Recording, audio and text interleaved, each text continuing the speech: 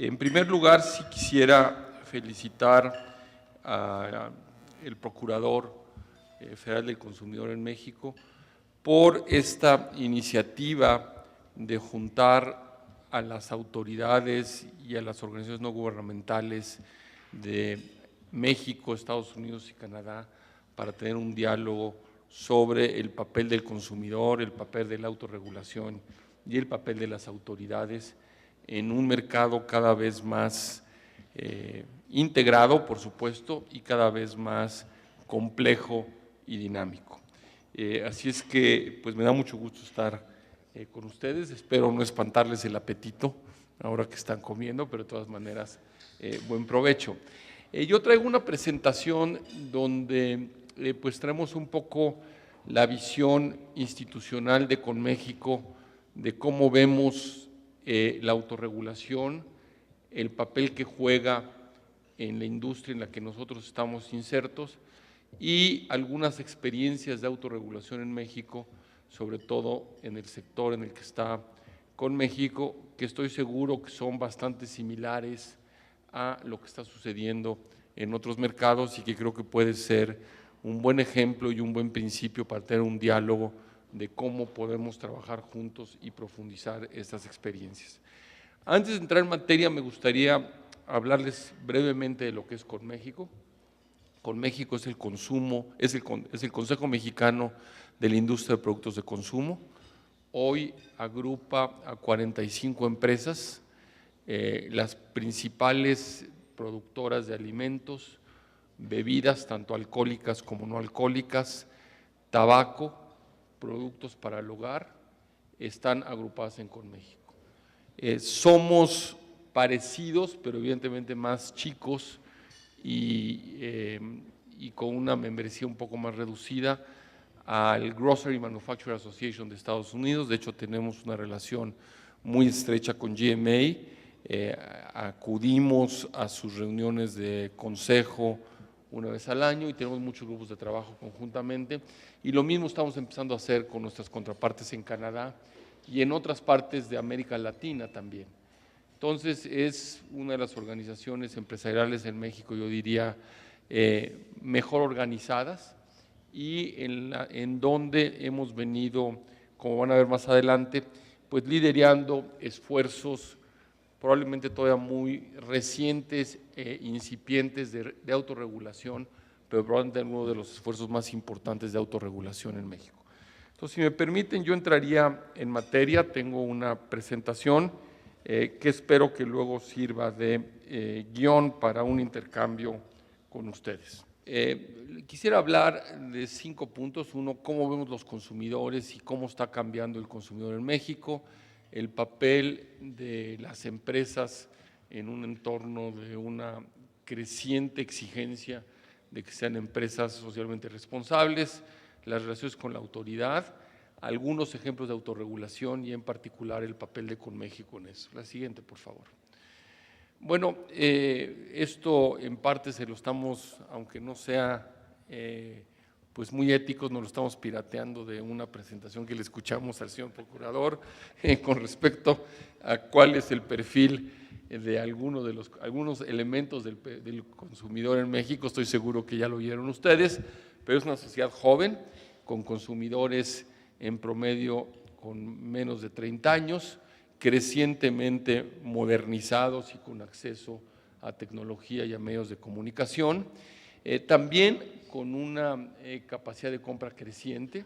Evidentemente no estamos satisfechos con las tasas de crecimiento que ha tenido el país en los últimos años y los niveles de ingreso también dejan mucho que desear, pero también es cierto que por el otro lado 15 años de estabilidad macroeconómica han resultado en tasas de crecimiento bajas pero sostenidas, lo que ha generado el surgimiento de una clase media todavía con un nivel de ingreso relativamente bajo, pero ya hay una capacidad de consumo del mercado interno muy interesante que se ve en cualquier indicador.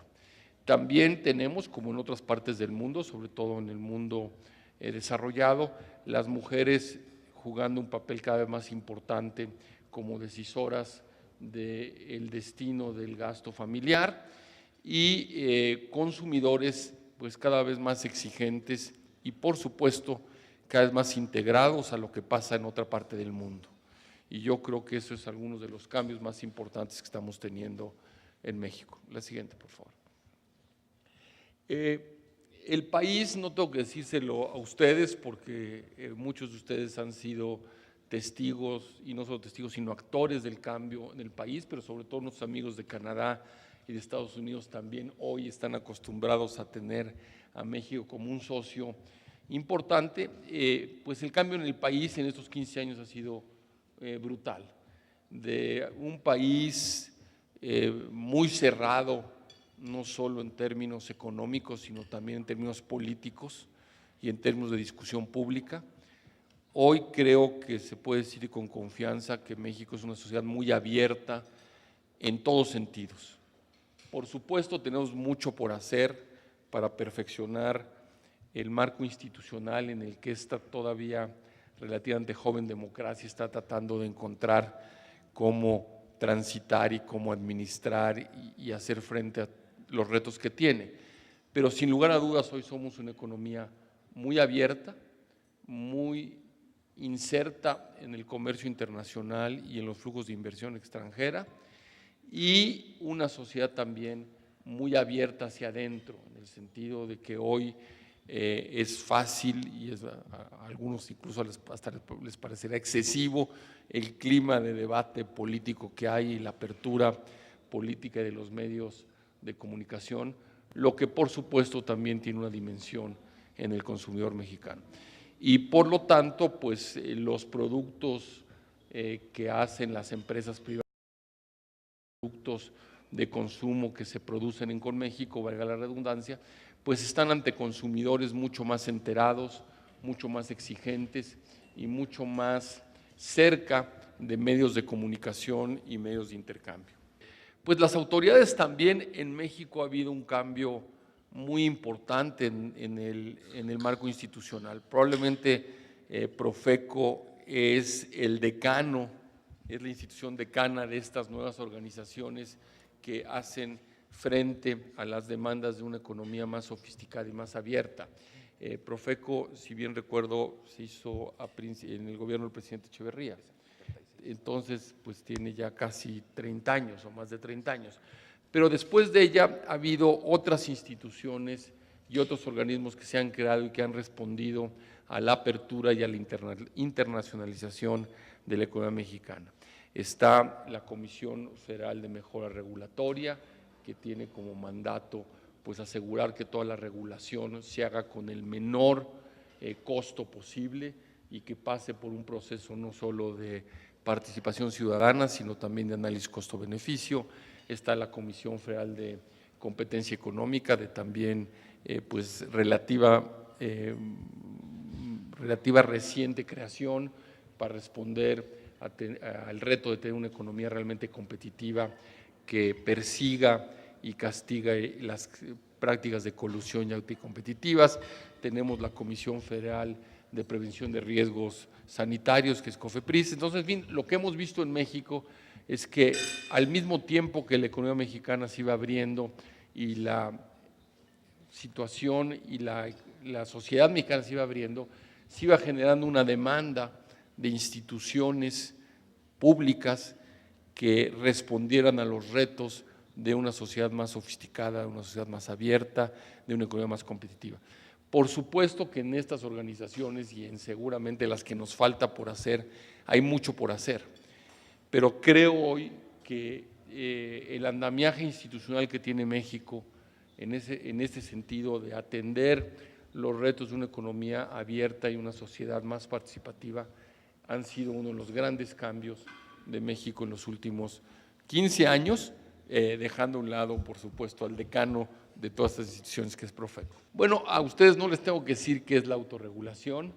En México yo diría que hay algunos antecedentes relativamente antiguos de la autorregulación, pero realmente el esfuerzo serio, sistemático, con pesos y contrapesos, con credibilidad y con esfuerzo de rendición de cuentas ante la sociedad de los esfuerzos de autorregulación apenas están iniciándose. Y creo que aquí y en estos esfuerzos de autorregulación, foros como el del día de hoy, pues son un gran aliado para que veamos cuáles son las mejores prácticas, qué se está haciendo en otros países y lo podamos incorporar. Evidentemente no vemos a la autorregulación como un sustituto de la regulación de la legislación. Por el contrario, creemos muchas veces que para que la autorregulación funcione tiene que haber un marco jurídico obligatorio y regulatorio en algunas otras cosas que a las cuales la autorregulación puede ser complementaria.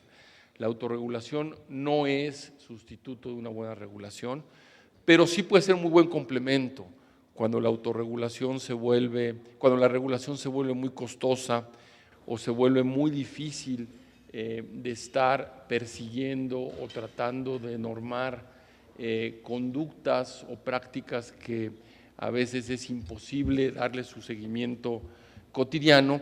Solo con la descentralización que la autorregulación permite se puede complementar lo que la regulación persigue.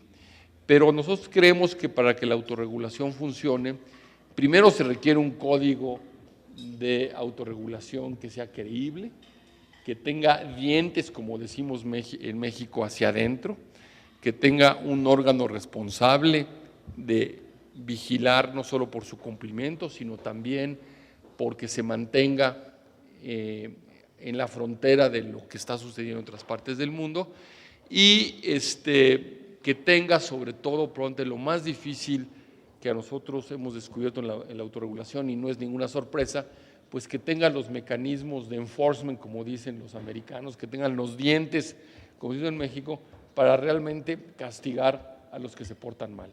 Y aquí yo diría que México está muy al principio de la curva de aprendizaje, pero estamos convencidos que en algunas áreas es la ruta que debemos de seguir y estamos muy comprometidos con hacerlo.